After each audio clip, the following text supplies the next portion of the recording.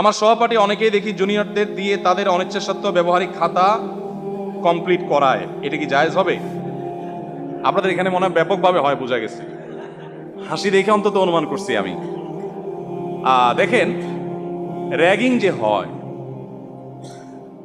আমি এটা কি র্যাগিং বলছি না, এমনি জেনারেল কথা বলছি। এই যে কলেজ বিশ্ববিদ্যালয়ের ছাত্ররা ডিপ্রেশনে চলে যায় এবং মন ভেঙে যায়, এগুলোর অনেক কারণের ভিতরে একটা হলো র্যাগিং। যে বড় ভাইদের কাছ থেকে তাদের যে প্রত্যাশা থাকে তারা পায় উল্টাটা সম্পূর্ণ।